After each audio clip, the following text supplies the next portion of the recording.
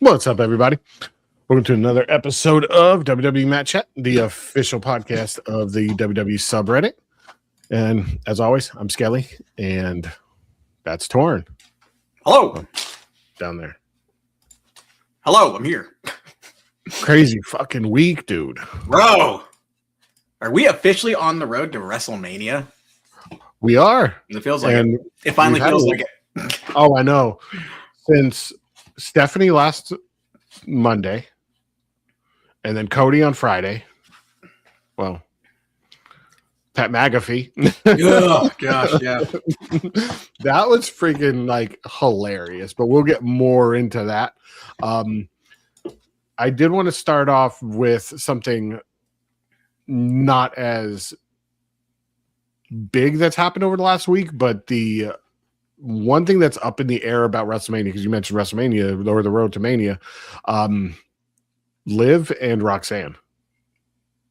I don't know if you saw, but as of Monday, the attack by Stephanie, when Liv got that gigantic softball on her head, they're now in concussion protocol.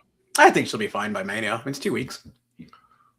You never know. Depending on how bad it is, they have to pass all these kinds of tests, and there's been people in like the NFL and whatnot that have been on concussion protocol for 2.5 weeks. Yeah, but it's Liv. She's got a hard head. She is hard-headed. Yeah. But I love Liv. Don't get me wrong. I've got her signed picture up on my wall.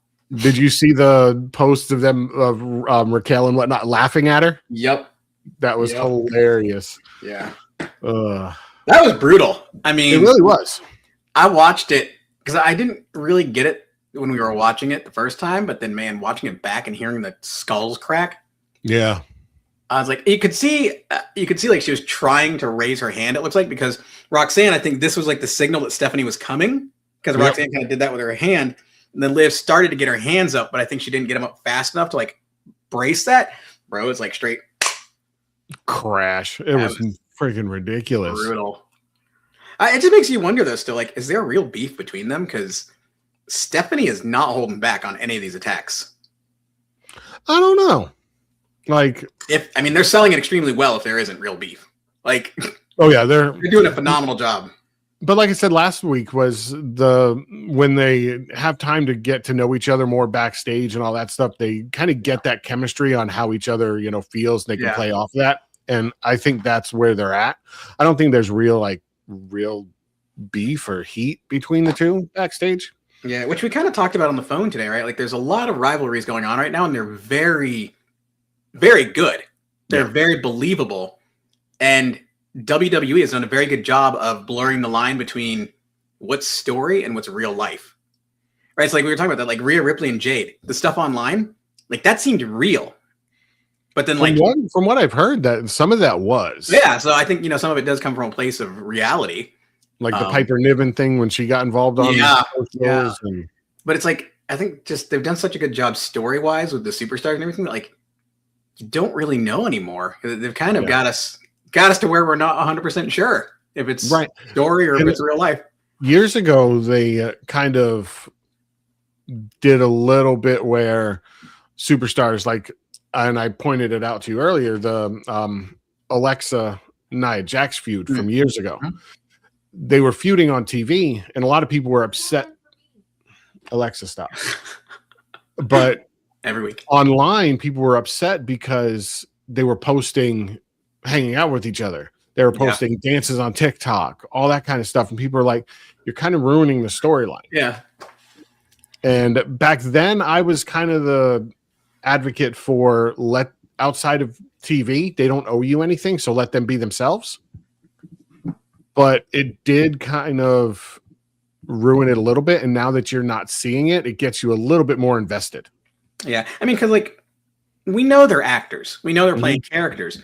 But there is just something about them being able to take those elements. But I guess that's the difference, right? Like, we talked about this earlier, too, when we were on the phone, that's one thing that the Triple H era has kind of done differently, is that I know Triple H has been very intentional about blurring those lines between reality, between story, but also how the WWE universe, he now views them as part of the story. They're a character in the story, right? Yeah. We went from calling it wrestling fans or pro wrestling fans to WWE the universe.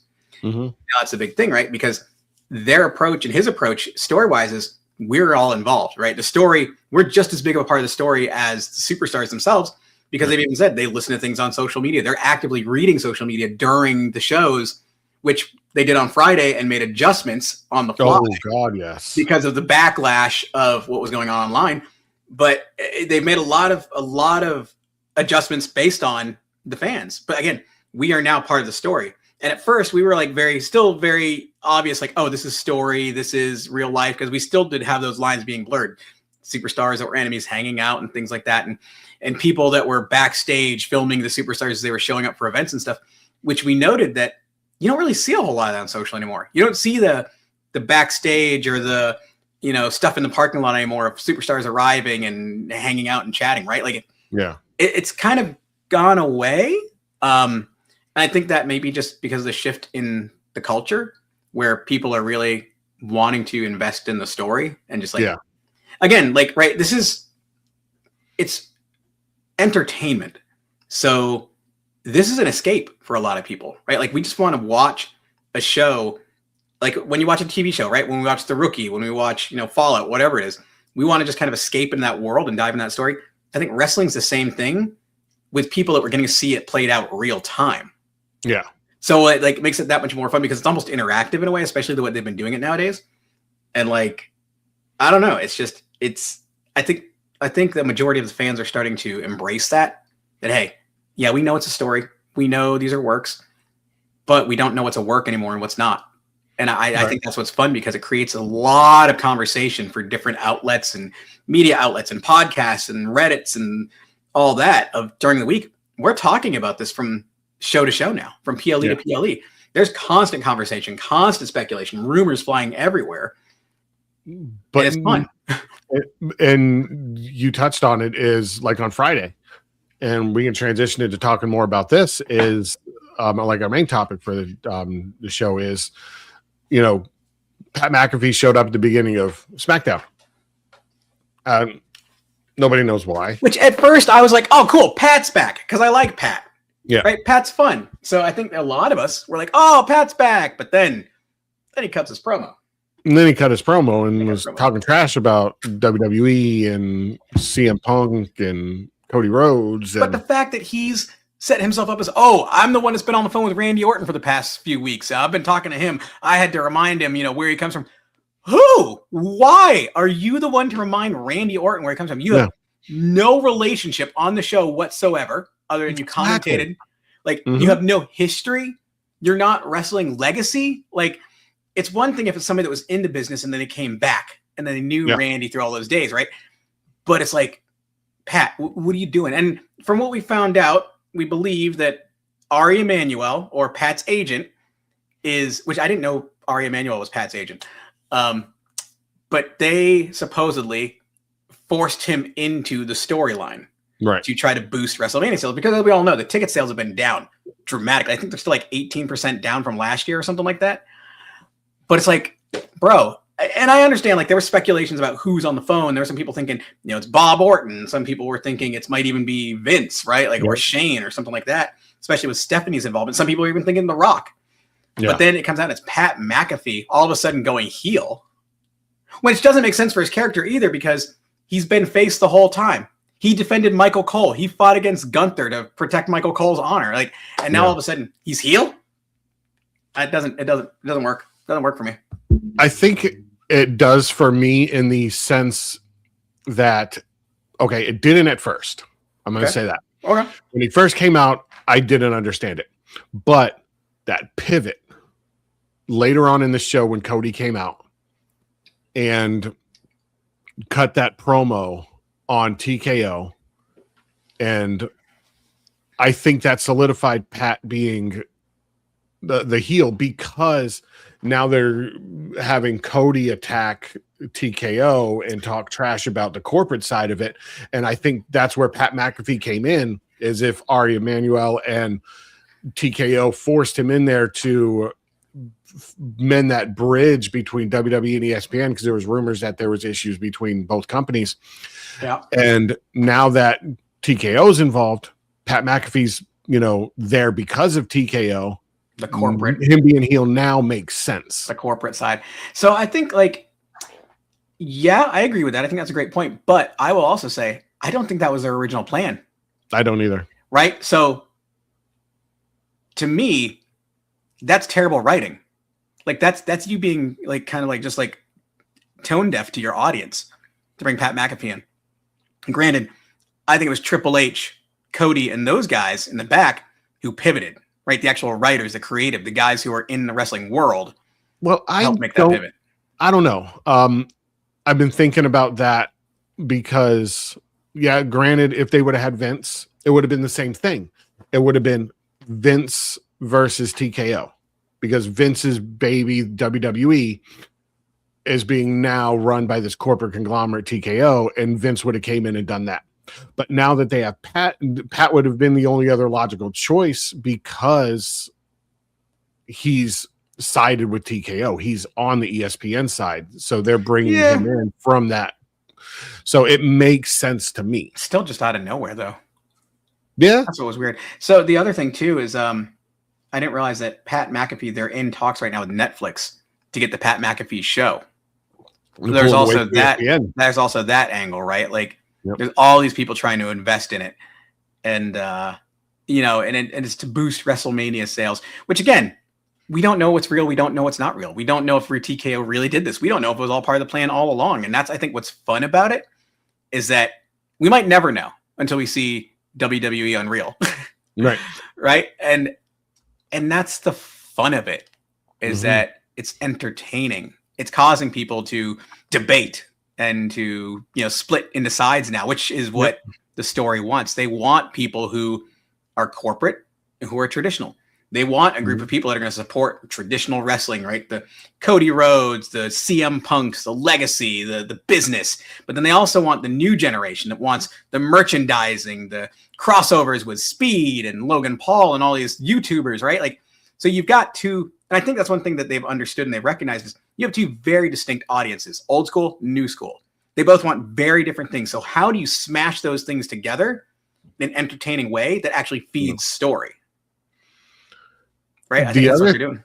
The other thing that I'm personally invested in, and the thing that I know a lot, I've seen a lot on socials, is the fact that Cody brought up, not only Cody, but CM Punk did on Monday, brought up things that shouldn't be brought up. When Cody was like, "What are you going to do? Fire me again?" That didn't work out the first time. So, I mean, Mackenzie Johnson, Randy and Cody Rhodes storyline, it writes itself. They got 20 years of history. They didn't need Pat McAfee.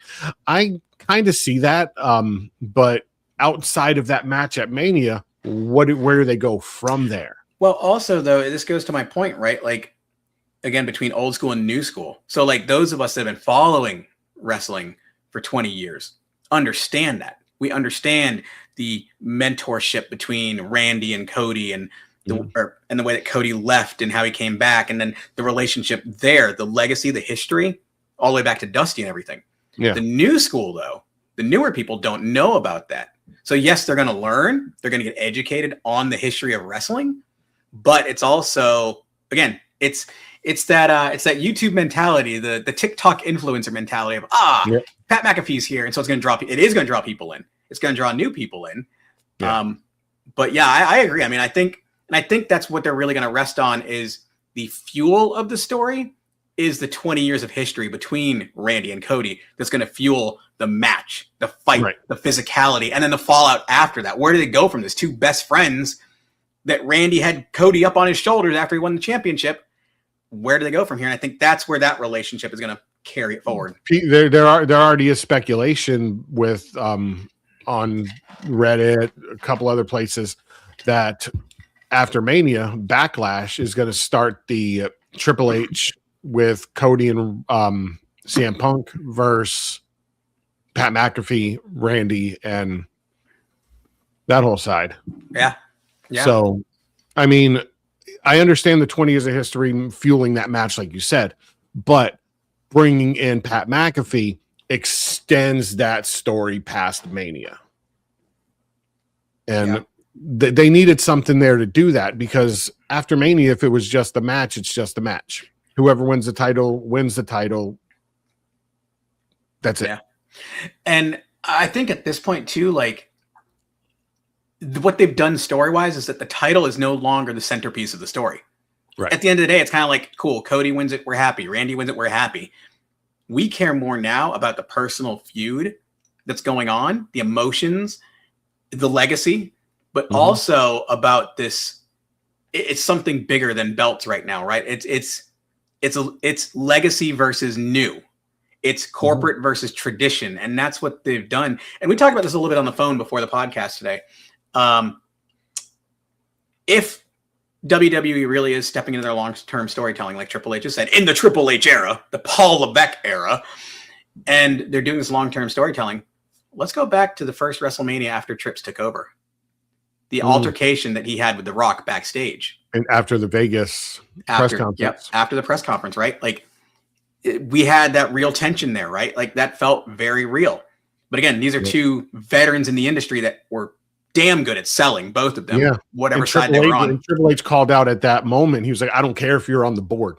This is my show. And that's when it started, right? I think that's when we started this in the long-term storytelling with, again, I don't necessarily think there were a lot of real pivots now. If you look back, if you hindsight's 2020, but like with John Cena, with Travis Scott, with all this stuff, Travis Scott might've been a weird fluke in some aspects, but I do believe that was always part of the plan. But that was The Rock injecting himself corporate into things. Hey, you need more star power. The Rock is going to show up at WrestleMania. That was his whole thing. Oh, you need more people.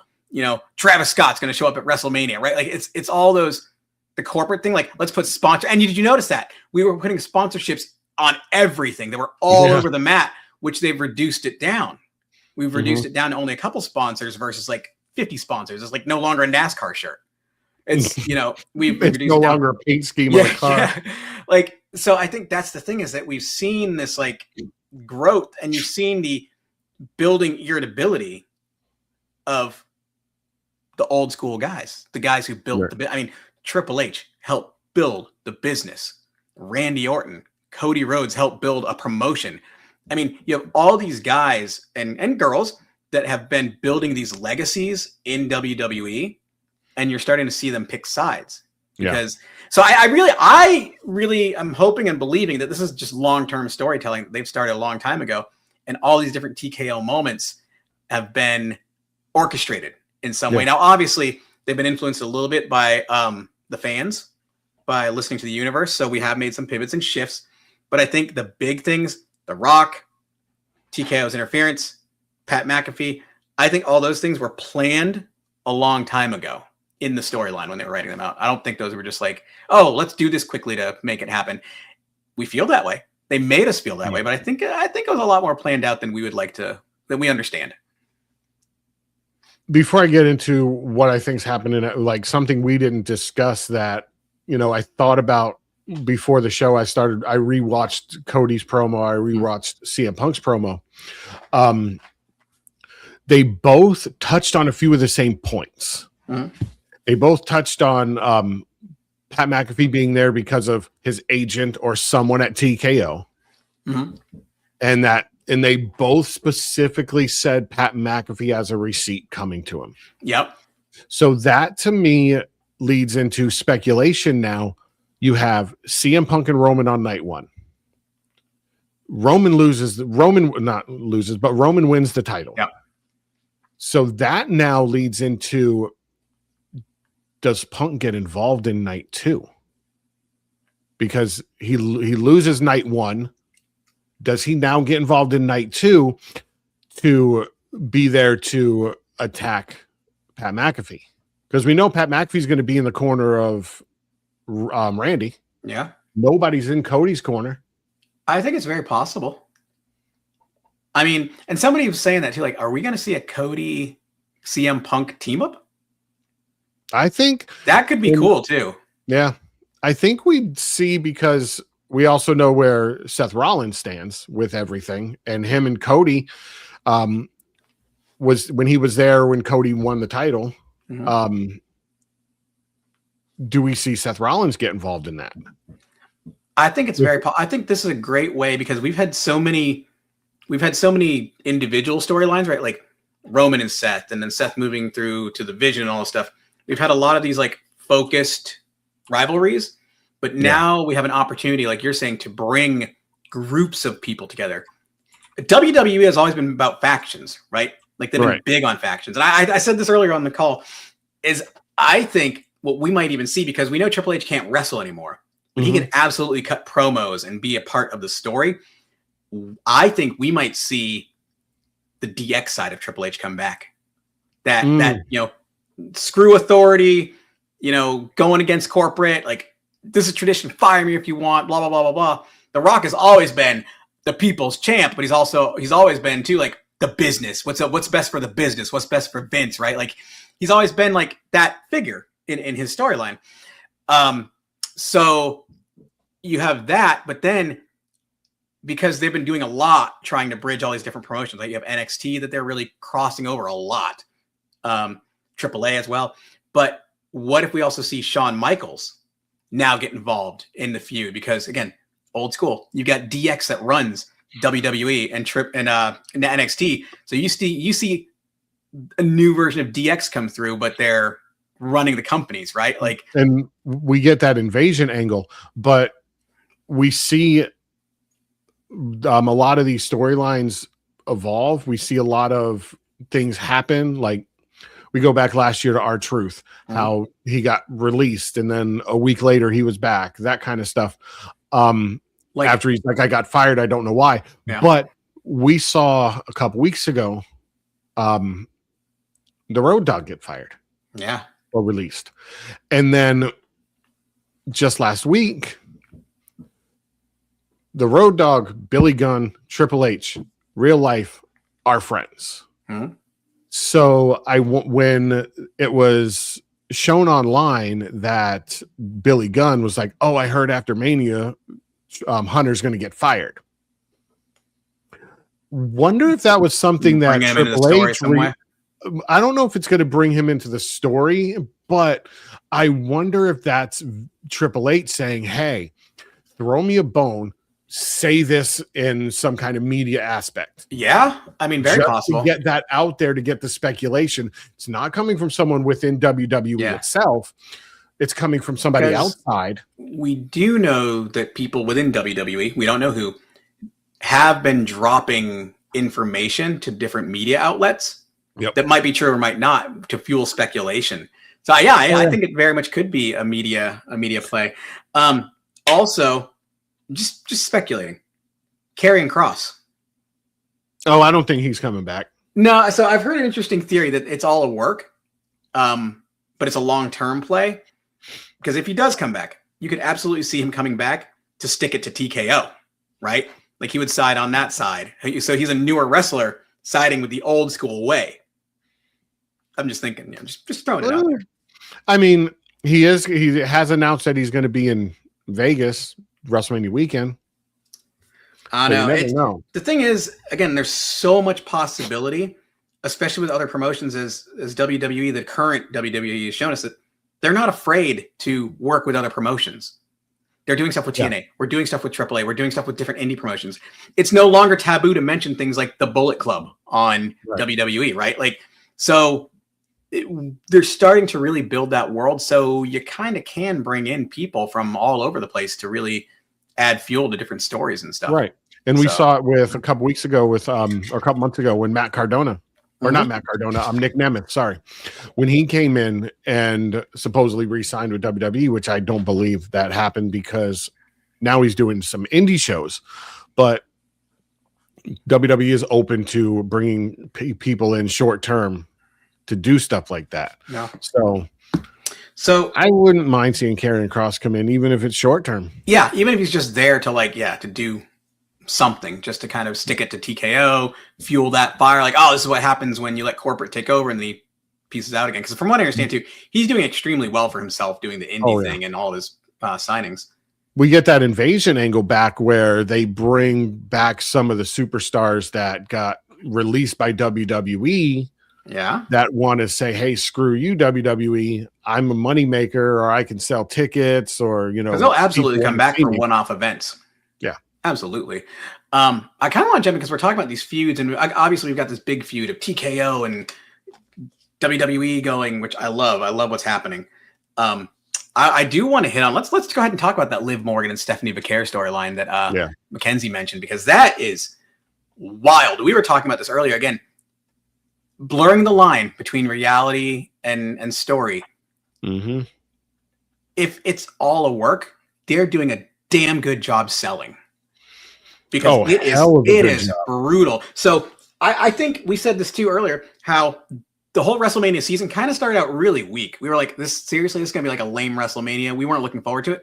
But in the past 2-3 weeks, they've cranked it up so much that I'm like, I am looking forward to WrestleMania coming up. Like, I'm excited for it now. I don't even care about watching the wrestling per se. I just want to see what happens with these stories. I am looking forward to the wrestling, but I'm looking forward to these stories. I was excited about the 2 main events, but now I'm really invested in the Liv storyline. I'm invested in, which we'll talk about later, the Brock and Oba Femi story. I mean, the Becky Lynch, AJ Lee. Yeah, and also the after effects of what's going to come from the Seth Rollins Gunther match. Yeah, because if Gunther and Paul Heyman's side together, because Gunther helped him with Rollins, does now Gunther retire Brock Lesnar? I really think, because he was saying so much. Now that you say that, because I had already thought, we talked about this before the other day, how Paul Heyman's always been out for himself. Yeah. At the end of the day, Paul Heyman's going to pick whoever he thinks can make him the most money, can put him in the spotlight, right? Because that's what he does. He builds talent. He builds people. Mm-hmm. He knows how to make a superstar. He's proven that. So at first I was thinking, okay, maybe he sided with Gunther to protect him, right? And then I thought, oh, maybe he's going to sacrifice Brock to Gunther, right? That's kind of where I'm thinking it's going to go, is that, so Gunther's going to ask him, because Gunther said he owes him a favor. So my speculation is one of 2 directions. It's either going to be Gunther's going to ask him to give him Brock Lesnar so he can retire him, or he's going to ask him to get him another shot at the championship title. So there's 2 avenues I think that we could go, that I know of, or that I can see, with Gunther's favor. And now Paul Heyman owes someone a favor, which is not good. I don't think it'll be a title shot, because this is personal opinion. Skelly's views and opinions right now do not reflect the views and opinions of Mat Chat. Gunther's terrible to me. When he had the title, it wasn't exciting. He wasn't there every week. It didn't mean anything. So I think it's going to go the Brock Lesnar route, because I don't think WWE saw him as a big draw money wise to have him with the main title of Raw. Yeah. So I think it's going to go Brock Lesnar's retirement. I think so. And it makes sense. I mean, especially if he's the career killer. Yep. That would make the most sense logically. But I mean, like you said, man, every match on the card, I'm legitimately becoming more and more interested in every week. Yeah. I'm interested now, even the Fatal 4-Way for the women's tag titles, because now they haven't announced the Io and Asuka match, because there's speculation that I think it's Nikki Bella is not going to be medically cleared. So they're waiting to see if she's medically cleared for Mania, because if she's not, putting Rio in. No, Asuka and Kairi Sane, because Rhea's going against. Yep. So there's speculation there. So if she is medically cleared, then they're going to announce Io and Asuka. Yeah. So hey, so let's go back to the Stephanie thing. I want to talk about. I'm looking at the match card right now. But I want to go back to the Stephanie Liv thing, because that really is like a hot topic right now, especially after what happened last week. Yeah. Again, speculation. Stephanie's promo she cut. She talked about Liv, welcome to the Inferno. Do you think we might see an Inferno match between them? No. Not right now, because I think Mania's got too much going on for them to have that and for it to even matter. If they decide to do something like that, because there's Saturday. Right. I think, and just to touch on, the showgirl freaking promo they cut with Liv Morgan during Raw, I think that's going to lead up to an announcement of Evolution this year, which if they decide to do something like that, I would love to see that kind of match at Evolution. Yeah, I would love to see, which, you know what, that would make sense, because I know they've already said they're going to do another Evolution. Right. They don't know if it's, from what I heard, they don't know if it's going to be yearly, bi-yearly, but if they do it, I think having a match like that on that would be really cool card would draw fans in that wouldn't normally watch an all-women's pay-per-view. Yeah. No, that would be cool. That would definitely be a great, just a great match to have on that card anyway, right? Yeah. Just for the history-making power of it. Right. Because I don't think this is going to be the end of the feud. I don't think this is going to be the big payoff at Mania. No. There's going to be a lot more going on. Yeah, because this is a belt match, right? So I think what's going to happen, I think Liv's going to win it. And I think that's going to add more fuel to the fire, because now Stephanie's going to be really pissed. And Liv's not going to win it fair and square. I guarantee you Liv's going to win with some sort of cheating, some sort of interference, which is going to piss Stephanie off even more. Roxanne. Because, I'd say Roxanne. It might be a little bit bigger than that, though, I think. I don't know. I feel something bigger happening. Because Roxanne's the obvious one. Raquel's semi-obvious. I personally think that Raquel's going to get involved and cost Liv the match. Think so? Which would lead to Raquel getting kicked out of the Judgment Day and siding with Stephanie, which then you have Liv and Roxanne, and then Stephanie now has somebody on her side, because she doesn't right now. What's Raquel doing at Mania? Nothing. Okay, so that would not make a thing. So that would make sense then. Now, I really think all this might be leading to the end of the Judgment Day. I think they're going to disband the Judgment Day ultimately. Yeah, they need to. And I think it wouldn't surprise me that promo if Liv might be making her own faction of some kind that she's in charge of, that she runs. She runs the Judgment Day now. Yeah, but still, it wasn't. She didn't build it, right? It was Edge, Damian, and Rhea, and then Finn took over. Yep. So it's really Finn's baby at this point, and now Finn's gone. I think Dominic is going to go focus more on AAA and the whole Luchador legacy. I think after Mania, we're going to see more of Dom feuding with his dad again. Yeah, I think so. I think we'll have a Dom versus Ray for Ray's mask. Yeah, I think that's going to be Ray's retirement. I think so. I don't know if it's going to be SummerSlam. Don't know if it's going to be next year at Mania, but I think that's where we're going to see that progress after Judgment Day's done. Because he's getting close, man. That man, as hard as he goes and as old as he is now, he's still got it, but he was injured. What? 2 weeks ago? Yeah. That's the thing. They released a picture of him with a cast on his leg because he's such an extreme high flyer and stuff. It's going to catch up to him. And so it already has. He's been injury prone for the last 10 years. But I think I want to see the end of the Judgment Day. I want to see that wrapped up. I'm tired of the Liv Daddy Dom story. I think they're all great wrestlers in their own right. So being the Judgment Day is kind of just holding something back. Like JD. JD is a great wrestler.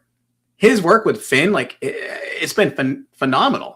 Yeah. And I think he's got, huge potential to be his own thing. I was skeptical of him coming up from NXT like that. I know. He did such a great job. He surprised us.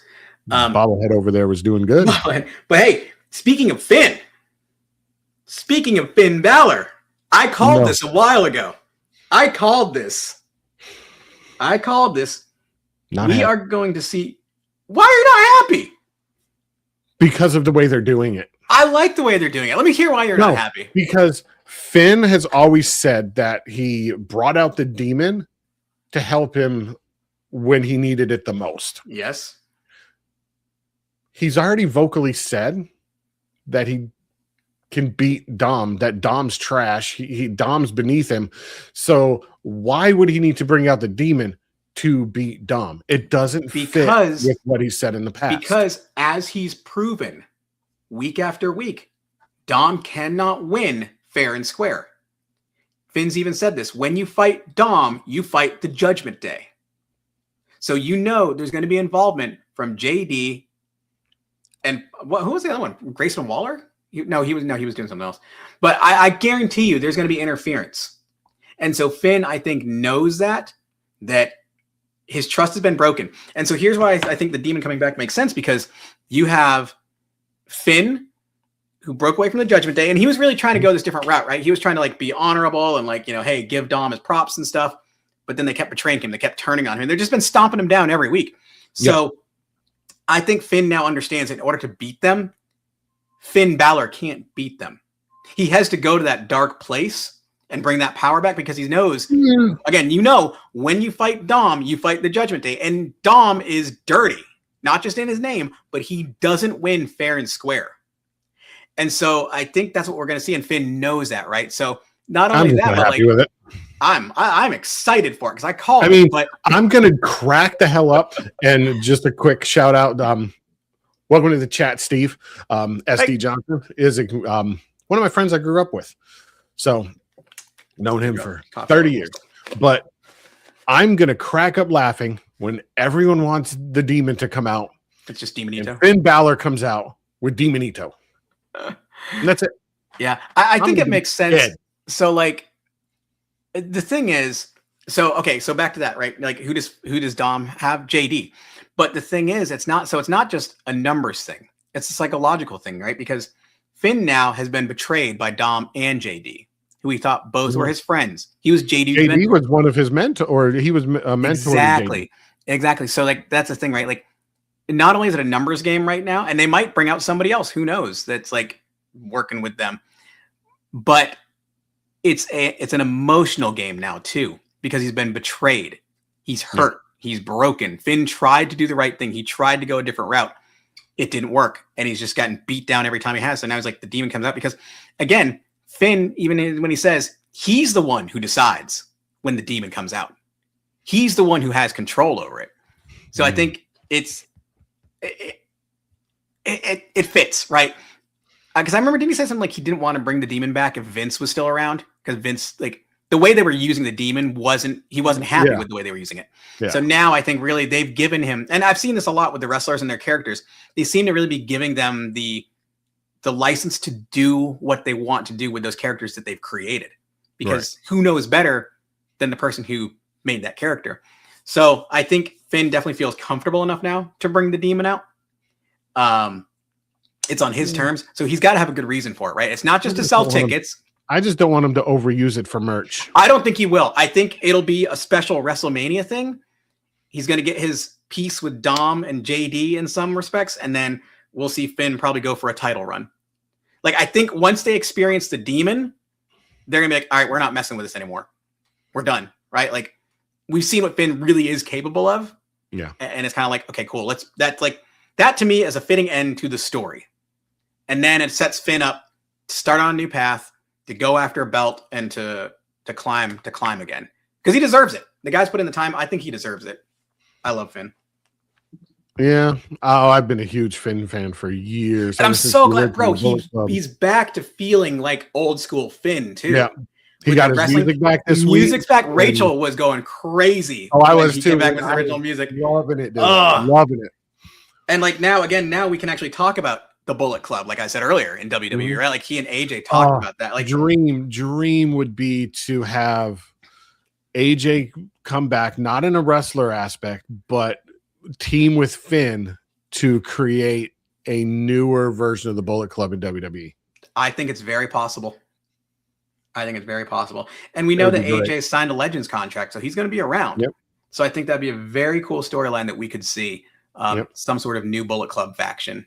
And again, this plays into we're going to side with Triple H wrestling tradition and bring back wrestling traditions, right? Factions and stuff like that. Because I think that's another thing that like has kind of gotten weak is the factions in WWE. Right? You and I were talking about this on the phone earlier. how Raw and SmackDown during the Attitude Era, it was war, right? Mm-hmm. It was factions. It was people going against each other. And what was that? WWE and the Bullet Club versus the Wyatt family for the lantern. For the lantern. Oh my gosh, now. for the lantern. The demon is the new fiend for the Wyatt family. Oh, that would be overusing it. Yeah. But no, I think like that's what we're going to see now. We're going to see kind of like this big faction war because they've already started to do the whole blurring the lines of what superstars are on what promotion now. Right. Like Rhea's Raw, but she's showing up on SmackDown. Now I know it's getting closer to Mania, but they're starting to have these people show up different places to further stories, which I think is cool. So I think that's what we're gonna get into is, less and less of SmackDown Raw and more of people allowing us to have those relationships because they didn't do a draft last year, did they? No. Yeah, I think we might not be doing drafts. So I don't know because I haven't said anything about this year's draft. I've always liked factions in wrestling in general, but I don't like them being overdone. Yeah, I think if you have two big factions, I think that works, right? You have the corporate versus I was just about to say that. I think if we do, corporate the invasion angle, that would be great. And oh God, don't get me started. Oh, that's a whole Steve. That's a whole hate podcast in itself. Hey. So Skelly, your personal opinion that does not reflect the views of Mat Chat or any of the subreddit. Who do you like less as a champion, Jade or Gunther? Oh God. Oh, that's a hot topic right there. I'd have to say Jade because at least Gunther has some sort of presence.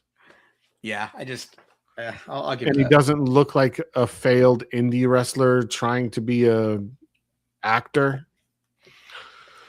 Hot take. But yeah, AEW I mean, factions all over. God, yes, Steve. Gunther. Yes, we agree though. Like, yeah, we were talking about that. Gunther puts everyone to sleep. Actually, that's his thing, right? That's how he beat Jey Uso. That's how he beat John Cena. He puts them to sleep. He puts the audience to sleep. So he puts me to sleep just talking. Exactly. Yeah. So I think the faction like TKO versus WWE angle. I think that's gonna be perfect. I think that's kind of like the new Raw versus SmackDown, right? Like rather than just being brands, it's corporate entities or I guess really mindsets. I guess is the way to say it. And you've got so many people that fit very nicely into one or the other. Yeah. But then you also have people that can blur the line very easily, right? Like where would Paul Heyman go? Exactly, Paul Heyman. Is he the corporate guy or is he? Because he even said it on Unreal. He's like, I'm a loyalist. I'm an old school guy. I'm here to protect the business. Yep. But on the flip side, he does what's best for business. Guy. Yep. So I don't know. I'm curious to see where this all goes. But I think this is going to be the setup of something big. Because I mean, Mania usually too is where storylines end and big storylines begin, right? Mm-hmm. So I think this is where we're going to see. I think this is where we're going to see a shift. In everything. So I'm looking forward to it. Like I really am. Like we're doing a Mania watch party here. Got Rachel's family coming over. Got some friends coming over from out of town. We're doing it, man. 2 days of Mania. We're hyped for this. We talked about blurring the lines. And one thing I did want to talk about, which, we alluded to a few times and might as well get into it. CM Punk's promo on Raw. Yeah. We talked about in the past his pipe bomb promo, all that stuff. I looked at his promo on Raw as pipe bomb 2.0 kind of, because he even mentioned, his old pipe bomb storyline and all that stuff. But he did a lot of I saw shades of Paul Heyman from Paul Heyman's promo against Vince years and years ago, when Paul Heyman brought up his kids and how much they hate him and all that stuff, but then tied it into the story. So blurring that line, he brought up Pat McAfee and the lowering the ticket prices, your agent who, pigeonholed you into this, business, all that stuff. Brought up corporate rock. Brought up corporate rock and whatnot, and Roman being plastic. He went all in on Roman too, man. He brought up the dog food segment. Oh God, yes. He brought up Roman's buck teeth. Mm-hmm. He brought up Roman being a failed football player. Like, Yep. He went way back. Yeah. Yeah. But the fact that he brought up things like, you know, him leaving WWE because he wanted to. He had them. He said in a few promos that he had the money to leave. He was rich, so he can just leave. Yeah, he had the FU money, he said. Yeah. Yeah, I have FU money. Yeah. He's like, I can build the bridge and blow it up because I know how to swim, bitch. Dude, that. Or he's like, bitch, I know how to swim. Oh, so man. I mean, but the fact that he brought up the ticket prices, McAfee being there because of his agent, but then tied it into the storyline too. Mm-hmm. And saying, you know, the reason I want you to lower ticket prices so all these families can be there with me when I stand on Roman's throat. Yeah.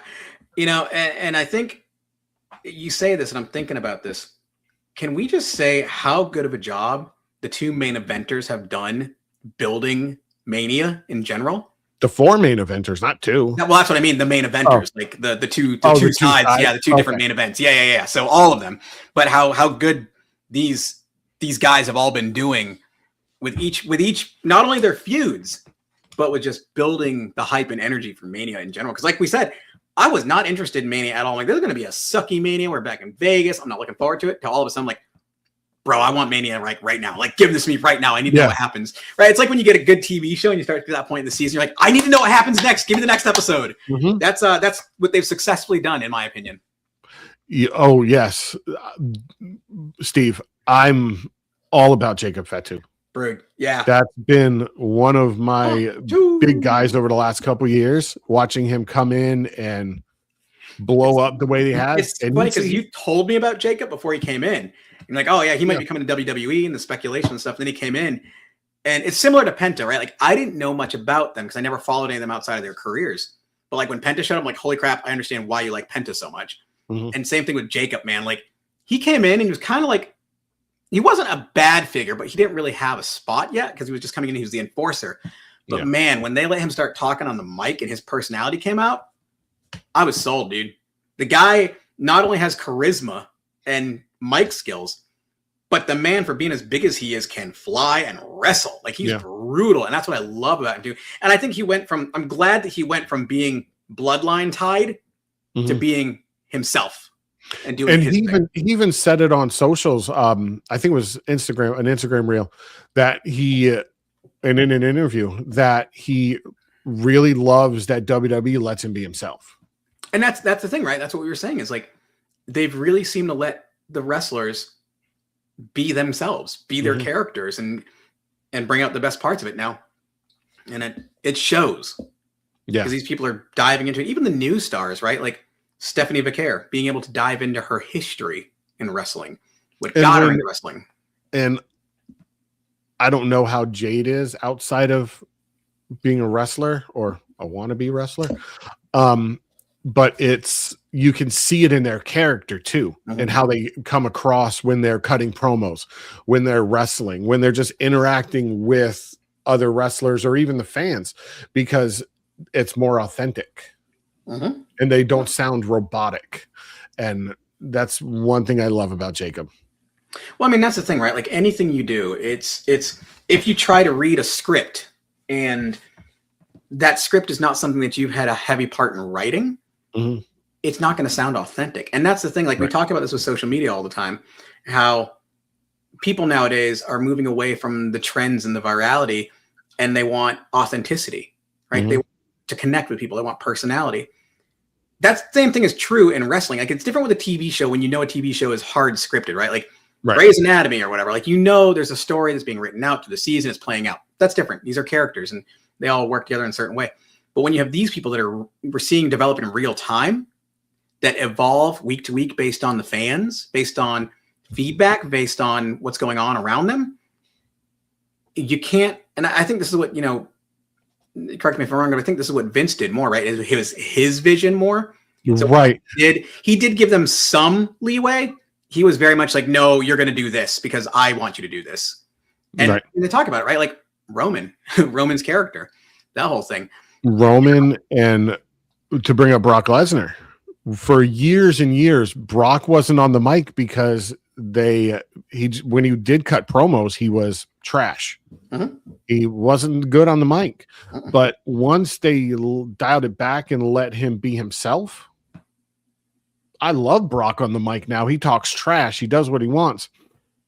And like with WWE, like Steve said, Ricky Starks in NXT. Yeah. Him being himself that WWE's letting him do is phenomenal. Well, look at Zack Ryder, right? Matt Cardona. They've let him do his thing. They've let these people's personalities shine because, again, I think, right, we've seen that with Liv. We've really seen her, again, begin to develop her own character and even leaning into the whole, maybe the box bleach and the daddy issues have finally gotten to me, right? They're leaning into this stuff that's built their characters over the years and really, using that as fuel. I mean, again, Punk, letting Punk be Punk. That wasn't all scripted. Oh, right. No, they even said, he even said that they let him go out there unscripted. Yeah. So. Bro, Chelsea needs some love, man. I love Chelsea Green. That Chelsea Green is my girl. Once she's not injured, I want her to get. I'm wondering if she's going to be cleared for Mania and then comes out during one of the matches, even if it's the U.S. The women's U.S. title match. Yeah, that's true because that's what Julia still has that. Yep. Which again, okay, that's going to be my champion that hasn't really done anything with a belt. Is Julia. Which sucks because I know you and Alex talk about how Julia in New Japan and all these other promotions is a really good wrestler. She's amazing. But we haven't really gotten to see that of her in WWE, right? So definitely that lucha side, right? We need to see Penta Chelsea too. I don't think Chelsea said they're never going to run that back. Yeah. Which I respect because she's you can't redo perfection because that was a phenomenal match. But I definitely think we will see more of those types of matches come back. I hope they let Chelsea lean more into that lucha side of her. Io even, right? Io, when you see her in Lucha Underground, the way she wrestled, it was so much more brutal and fast and just aggressive. Yeah. I think that's what we're going to see more of. They're starting to let, especially with crossing over with AAA and stuff. We're seeing a lot more of this. Let them wrestle, right? Let them, again, not only let them be their characters, but let them do what they can do. Right? It's which I'm all about.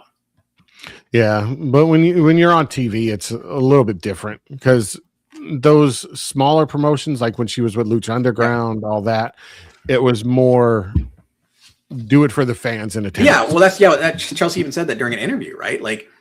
It's like you said, it's different for broadcast because unfortunately, when you're on TV, you're performing for the cameras, not for the crowd.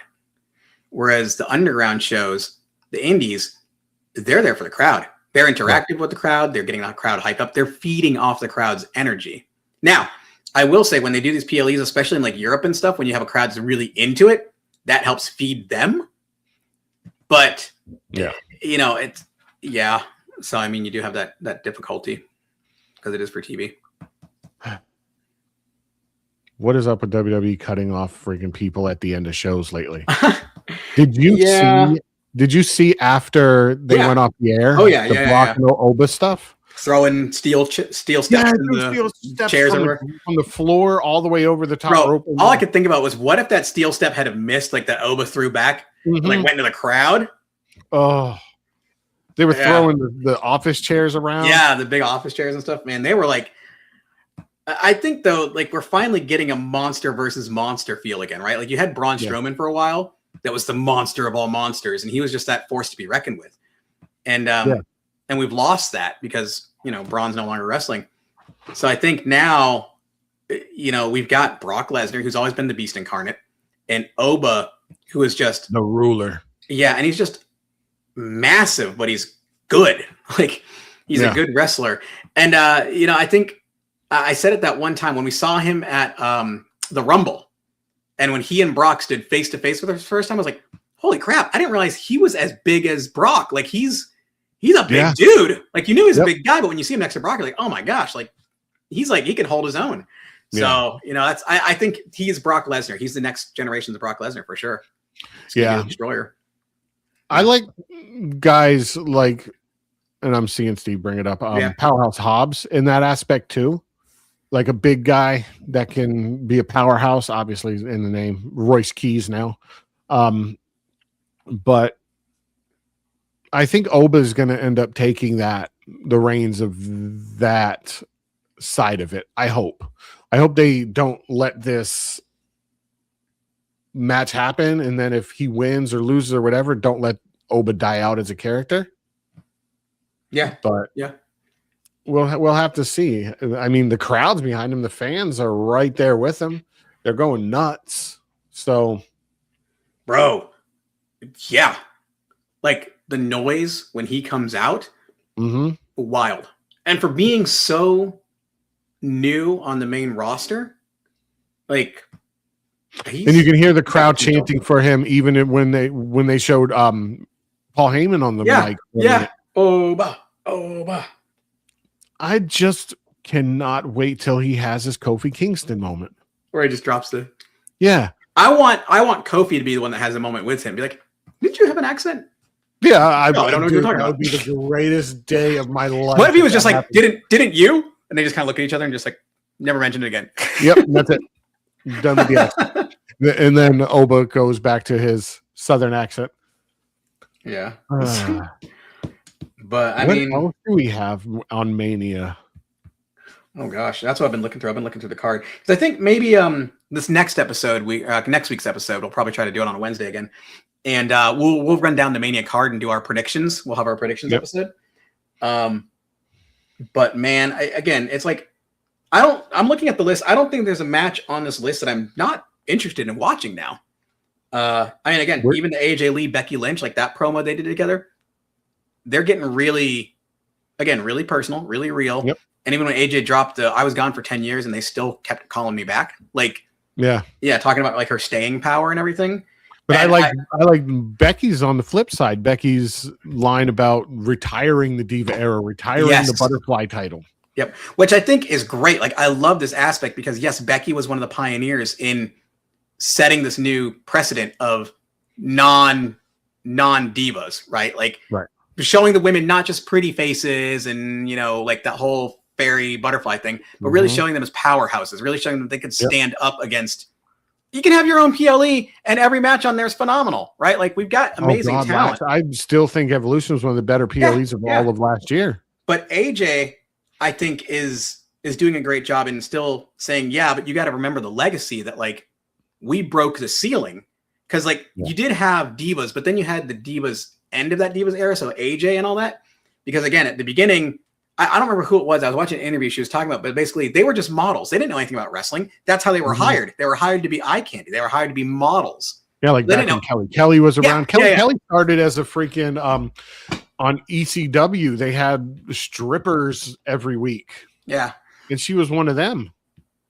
Yeah. And I think that's the thing, right? So they went from that, and then you had AJ and them come in and really start to put the wrestling into it, not just the sex appeal and stuff. Yeah. And then Becky and Charlotte and them came in and really took it to that next level of just turning that corner even more so. And that's just, we're now talent. We're wrestlers. We're part of the roster. We're not an accessory to throw into a storyline or something. Because with the divas, we had a lot of divas that could wrestle. We had Lita, and whatnot, Trish Stratus, but they were pigeonholed by Vince into that brawn panty matches, panties matches, all those kind. And AJ Lee came in, which AJ Lee, if she doesn't win, I'm done watching divas or the women wrestlers.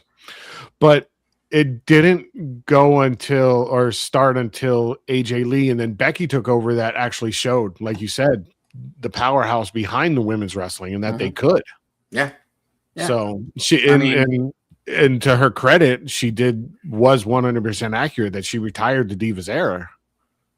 Because before that, you had a few like the Nia Jaxes, all that stuff, but they were still not looked at as being able to hold their own. Yeah. Well, their storylines weren't like, you didn't care about them. Like when they came on the screen, you just wanted to see them. But now we have storylines that we're invested in, that we want to see what happens with these women's storylines. Because you had the women's matches were, and everyone said it before, even the women themselves, they were fillers. Yeah. They would have a 30-second match or a 2-minute match just to fill time. Yeah. I mean, now you have people like the Rhea Ripleys who aren't popular because of sex appeal. While they are beautiful women, that's not why they're popular. They're popular because they're freaking awesome, right? Like Rhea Ripley can throw down, she can wrestle, and she's proven that. She's mommy.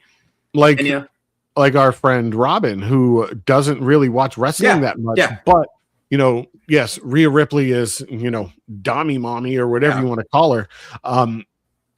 Robin will actually watch wrestling with us in Discord now and want to see Rhea kick someone's ass, not just see her because she's attractive. That's what it's done, right? It's starting to bring in more people, right? Like, I mean, yes, there's always been women that have been interested in wrestling. Like my wife, I mean, Rachel, she's not on, but she's been into wrestling. And I didn't know this until the last PLE we watched. I thought this whole time that Rachel's dad was the one that got her into wrestling and got the kids into wrestling. Yeah, I'm sitting there and I found out it was her freaking mom that was into wrestling and got the kids into wrestling. I was like, what?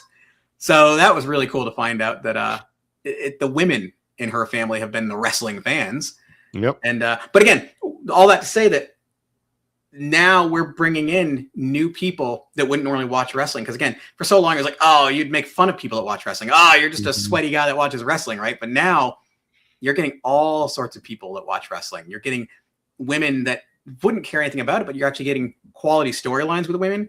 You're getting figures that, they think they're attractive. Like, ooh, that woman's hot coming from another woman, but also I want to see her. I can't, like, I'm going to watch Raw just to see her. So you're getting new people, bringing them in a new audience, and then they get into it and they're like, oh, this is kind of good. So, and you have women now, not only, main eventing PLEs or main eventing, weekly shows.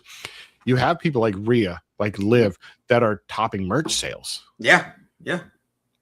So, I mean, Liv's always going to be my favorite, though. Yep. I got to think of Liv. And then one of my friends, I'm not going to name him, but we're sitting there playing games the other night. This man drops casually. Like, I've known that he's friends with some people in WWE. Like, he's got some friends that are like, I almost lost my shit. I know. And so we're sitting there playing the game, and he's just like, oh, yeah. We're talking about WWE. He loves wrestling. He's like, oh, yeah. So-and-so, who I'm friends with in the WWE, they were trying to hook me up with Liv Morgan recently because he's single now. Yeah. I was like, bro, you can't just drop that casually in conversation. Yeah, you can't just say, hey, my friend tried to tell me that me and Liv should start dating. Yeah. And just they introduced them in everything. And then he even says to us the other night, we're playing again. He's like, yeah, if you ever want anything signed by Liv, like, we're friends. Just like, let me know. I was like, yes, but also, yeah. So yeah, you just I stayed appropriate too. I didn't get inappropriate with it either. Yeah, no. But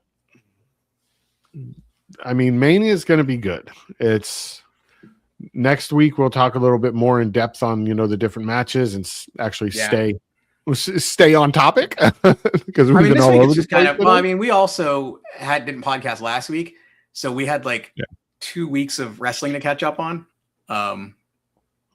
Yeah. So this week, go home. It's our go home week. Yeah. And okay, listen, before we wrap this up, what time are we at right now? How long have we been doing this? An hour and 3. An hour. All right. I just want to wrap up and talk about, let's talk about WWE 2K26 for a few minutes, because we haven't really talked about it yet on the podcast. And I just want to start out saying you've always been a WWE 2K fan. Like, you play the games every year, you got them. And I've tried, right? The past, since 23, I think 23, I was buying them. Like, we were getting them together. I didn't really get into any of the other ones. For whatever reason, what they've done with 2K26, I am hooked. I played almost an entire day the other day, and not even the superstar mode or like the My Rise or the Island, which those are fun modes. I have been hooked on the My GM mode. I think because it really feeds that like D&D role-playing side of me, but also like it's just fun. Whatever it is, it's fun, right? Like, I already completed one whole season as a Raw manager, and like, I'm on to season 2 now, and just like, the whole and I'm only on Money in the Bank. I know, like choosing your superstars and everything. Like, I just finished Money in the Bank. Yeah, sorry, Rachel's messaging me apparently. So she just said, "Answer me." She's the only person I have coming through during. Oh yes, she's the only person I have coming through when I'm on Do Not Disturb. So this is what my wife sends me. This is how well she knows me. She's at Target right now, and she sends me, "Hey, do you want this? They've got the WWE Universe packs at Target." Oh no! Like, do I want it? Yes. And I'll tell you this right now: retail stores like Target and Walmart are selling them for $25, whereas other stores are selling them for $35. If you can find them. I bought a pack. I wish I had my cards with me because I got some at GameStop the other day, and I got 2 numbered cards. One of them was a refractor Bubba Ray Dudley refractor, numbered. Yeah. I gotta mail yours out. I know. I should just get yours and open them on the stream. For our viewers out there, have Torn buy him when he runs into him. It's been a month. Yeah. You know what I want to start doing too, though? Like, I would love, if any of our viewers are interested in this, I would love to start doing pack auctions where, like, I'll buy, like, the boxes. Because I've got a friend of mine who has a card store here, so I can actually get the box. And they got the new set coming out this week. But I would love to buy, the new, I don't remember what it's actually called. 26 Chrome, yeah. Yeah, is it 26 Chrome? Yeah, Fanatics announced, or Fanatics posted about it today. Oh my gosh, Rachel. She's like, how many? They have 3. Hey, I'm watching the stream. LOL. Get all 3 then, Rachel. But no, I would love to do pack openings on streams for you guys. Because we're actually talking about streaming and getting it. That's kind of WWE 2K leads into what we want to do, and what Skelly and I have been talking about in the background is we're going to start creating YouTube series because we've got the GM mode. So we want to do a GM mode for YouTube for the stream. And basically build out a GM, but like let you interact with us, right? So like you give us your fan bookings, you tell us what you want to see. So when we draft our people, you help us draft. When we have our rosters, you say, "Hey, I think you should match up this person and this person," and then we will put those matchups on the shows, throughout the week through the next one. So what we'll probably do is I think we'll probably run like one PLE to a next PLE or something. I don't know. I don't know if we'll do weekly shows, like just 1 week at a time. I don't know yet. We'll figure it out. But yeah, we would love your interaction. Yep. We'll do it as, we'll let people decide what kind of matches we put in. Like, hey, for this PLE, we're having this feud. What kind of match do you want? Yep. And she said, okay, bye. And then, I think even that, maybe there's a superstar you want to see, and it'll be on us to try to recruit them, try to get them on our brand. But I mean, yeah, you call the promos, you call, hey, who should we put on the mic this week? Who should we start a feud with? What kind of match should it be? Do you guys want to see a cage match, Hell in a Cell, right? Like, do all those things. We'll run a few weeks and we'll play a few matches. Yeah, and then we'll come back each week. So I think it'll be fun to do them live because we do have a Twitch. Because you got the Mat Chat. We're on Twitch right now. Yeah, the Twitch right here. Just follow us. We'll stream it on YouTube and Twitch. We're on Twitch and YouTube right now. Yeah, we can stream it on both. Maybe we'll pick a night. Subscribe button. Smash that like and subscribe button. But seriously, hit that like and subscribe button. It helps us a lot. But yeah, I think we'll start doing that on stream because we definitely want to start streaming that. Get more stuff out on the subreddit as well. Get stuff on socials. We've got a TikTok. We've got an Instagram. We're going to start posting clips and stuff. Also, what do you guys want to hear? What do you want to talk about? Let us know what you want us to talk about on the podcast and everything. I had to throw it in there. Maybe one day we'll wear our lucha masks. I've got a Penta mask. I got to show you guys this. So Skelly got me this. Which one do I want to wear? Skelly got me this as an early birthday present. Guys, I have an actual Penta mask made by Skelly's mask guy. Shout out to, what's his name? King Zeus. Bro, I got this in the mail. I had no idea he was going to send this to me, and it came in early. It's my first real luchador. Well, I got the Rey Mysterio one from Madison when we went. But that's a WWE merch. This is my first like real luchador mask. Like, so real. It's got like, it's the ties and everything. Like, it's authentic. And because Skelly has now fully gotten me in love with Penta. Like, I love that dude, man. He's so good. And I was like, I didn't understand the hype, and now I see it. Real quick. I completely forgot to bring it up, and I wanted to. Look at the graphic for the tag match that they announced. Tell me the way they lay it out that there's not someone missing on the left-hand side to make it. Which tag match? The ladder match. Sorry, not the tag match. Ladder match. because the way the graphics laid out, and you being a graphic designer and creative, tell me that the way they have those the superstars in that match laid in the graphic looks lopsided. It does not look. Find the new one. Let's see. With the one with Rey Mysterio. Yeah. It looks like on the left side of that graphic, on the far left, there's someone missing. That would make that graphic balanced. Otherwise, their graphic designer is ass. We need to get to where we like start pulling this stuff up beforehand so we can actually put it on the screen and talk about it. Yeah. Okay. Oh, let's see. That's still the old one. That's only the 5. Yeah, I can't find the new graphic. I'll have to look this up though and see, because you got me curious now. WrestleMania 42, 41. 41? It just looks 42. lopsided. Let's see. Yeah, I mean, you got me curious now. 42 graphics. Yeah, anyway, all that to say, we're definitely planning some stuff to really up our podcast, up the content that we're going to be putting out for you guys. Yeah, we're going to be streaming it. Oh, and yeah, I would love to do card openings, right? Like if you guys want to do that, I'll figure out getting a box of cards and we can auction them off one night and, do the auction. You get a pack of cards and whatever you get in that card set, we'll ship to you. They're called breaks. Thank you. Breaks. I can't find it. I can only find the 5-man graphic. Why can't I only find the 5-man graphic? Type in Google WrestleMania Ladder Match 2026 and then go to images. I'm sitting here doing this on my iPad. I've got a computer right here. It just looks lopsided. Can you just send me the link? Or just put it on your stream. Hold on. It's on freaking Instagram. Oh. Hold on. 42. You said WrestleMania 42 ladder match? Yep. Here we go. Okay.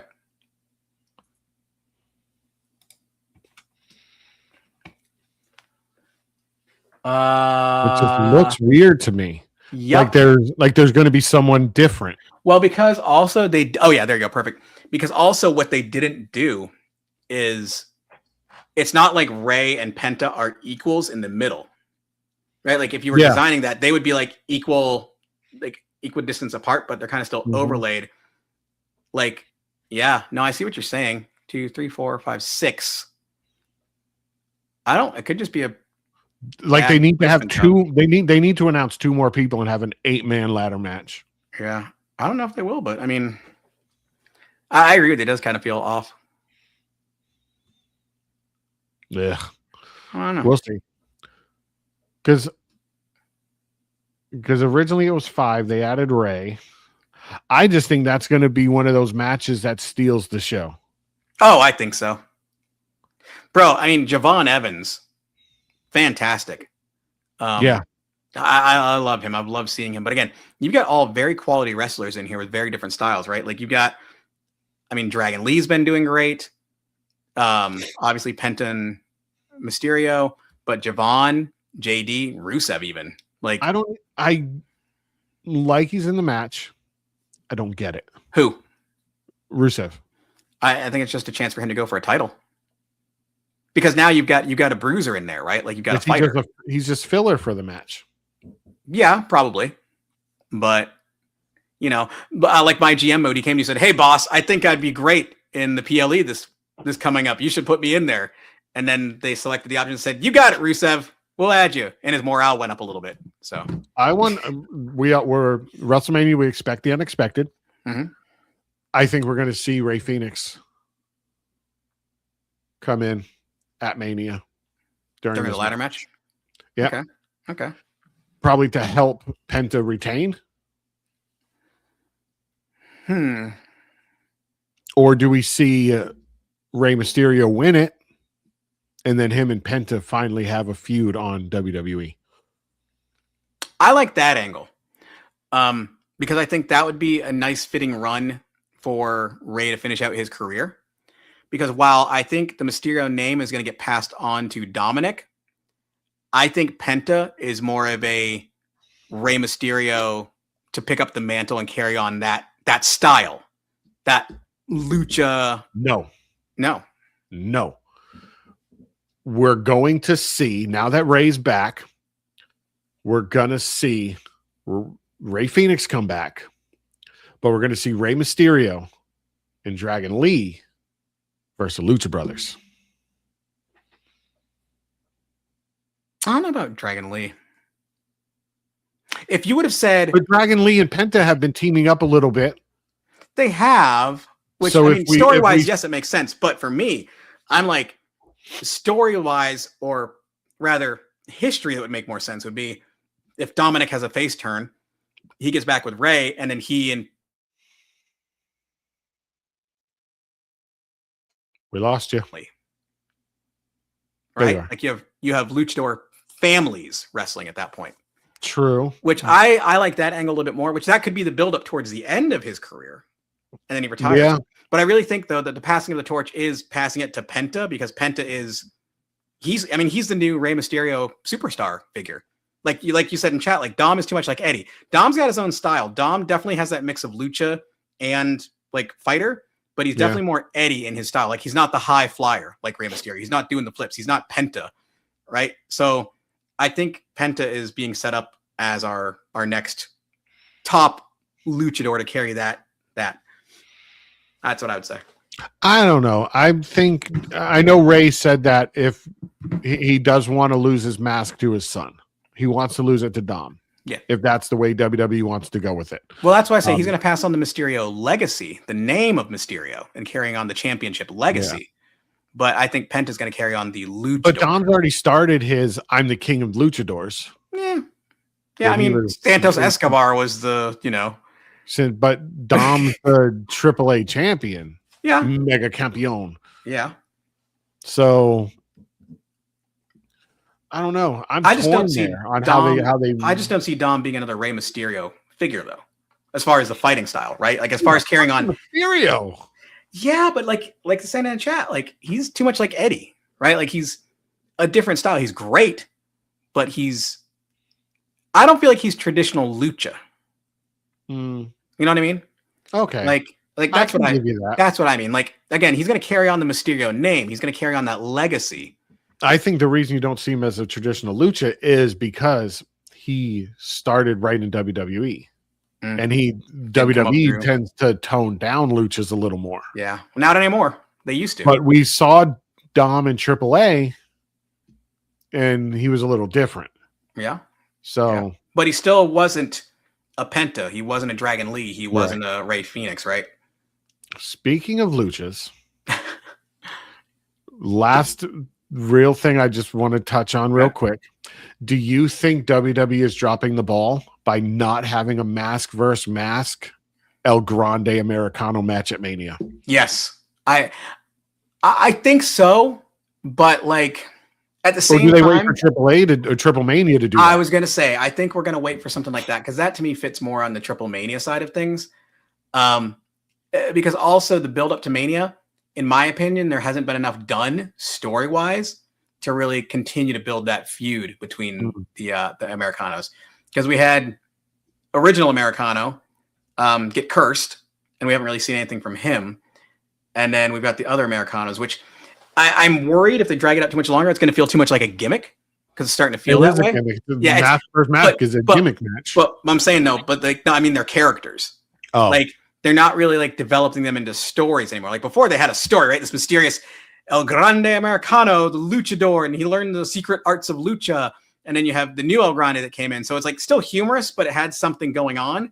But now it's just kind of like they're just here, right? Like there's not that development as far as like a feud and a story. There's no real investment in between lucha. It's like we need promos where Classico is calling out the new El Grande and like, hey, what are you doing? Like, right? Like we need that conflict. We need a story of some kind.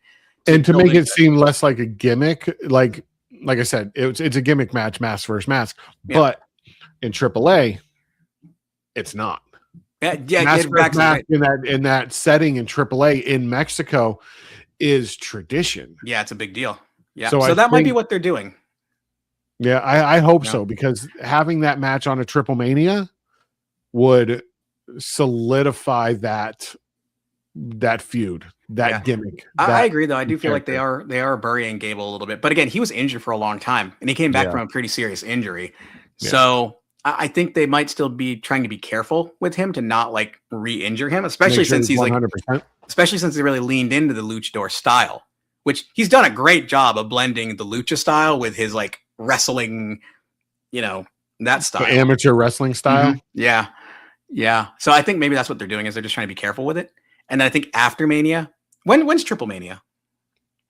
The main Triple Mania, the actual WrestleMania side of Triple Mania, that big event is August. Okay, so I think that's what we'll see probably after Mania. I think we'll start seeing that build come in over the next few months towards that storyline, if that's the route they're going to go. Yeah. I think that's when it is. I think it was around August. Triple Mania. Yeah, they haven't. Yeah, last year it was August. So I think we'll probably. I hope we, get that build up. I got to put a curtain here because, at this time of day, the sun right here, so bright. The light. Yeah, they haven't announced it. They did the Rey de Reyes tournament. Okay. And there's really nothing announced right now for exactly when it is. If Rachel gets home before we cut this broadcast, I'll open a box of 2K, or box of not 2K. Geez, she's at Target. She'll be there a minute. She's already been there for a few minutes. She went to hang out with her mom. Well, she's at the front of the store now, so she's almost. Yeah, she's getting there. Yeah. She probably got her Starbucks and is walking around Target with her iced coffee. As I sit here drinking my dunks. No, fun episode this week, man.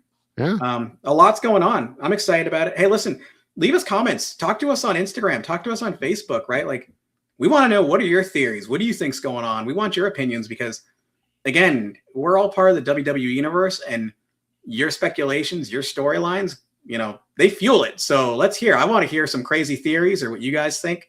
But I'm enjoying it, man. I'm enjoying wrestling again for the entertainment value, for the stories, right? Like, damn, the wrestling is good, but the stories are actually getting really good too. So, yeah, let's see what happens. I think it's going to end up being TKO versus old school. I think that's the route we're going to go. Yeah. We're going to see TKO versus. Yeah. Especially after the pipe bombs. No, Steve, we're not going to see WWE versus AEW. No. We're not going to see Tony versus Nick Khan. The Khan versus Khan. Well, we just lost Skelly. I don't know why I did that. I'm just waiting for the day where one of them just does the whole William Shatner thing and just goes, Khan! Oh, I think because my room's hot as hell. I think my camera's overheating. Turn that AC on, bro. I need to. We don't have central AC up here in Massachusetts. I made that mistake the other day because it was chilly in the morning and I turned the heat on and I forgot to turn it off. So by the afternoon, I was burning up in the office and I'm like, it's 75 degrees in here because I forgot to turn the AC on. Oh, damn. So yeah, it was warm. Yeah, it's 40 degrees out today. It was 25 this morning when I left. It's beautiful here. I think it's 60 something right now. It's been beautiful, and we're gonna get a week of beautiful weather, and it's just gonna be summer all of a sudden. Yeah. But yep. Yeah. All right. Until next time, we're gonna try to do this. I think Wednesdays is a good day for us. So we're gonna try to do these on Wednesdays. Yep. But you can always catch the replays. Yeah, you can catch the replays on YouTube, everywhere. Twitch. Yeah, it's all over the place. We will be bringing you new stuff though. Pack ripping the packs. Some GM mode next week. Join us because we will be doing our speculations, our fan predictions. Our go home episode. Our go home, if you will. Yeah, our go home episode. Who knows? Skelly might cut a pipe bomb. We don't know. I'm always, buddy. I'll give my freaking views all day. Hot take. Skelly's hot takes. Skelly's hot takes. Hot cakes. Hot takes while eating hot cakes. Well, pancakes. Usually around the same time, Steve. It's probably depending on how Torrin feels. Yeah. You know. Yeah. Once he's able to get out of the nursing home for a minute. Says the guy who's older than me. Not by much. I'm surprised you didn't have to take a pee break during this episode. But yeah, probably around 4, between 4 and 5. I think this is a safe time. Yep. Follow us on social too. We're going to try to get better about posting when we're going live and all that stuff. Yes. So, yeah.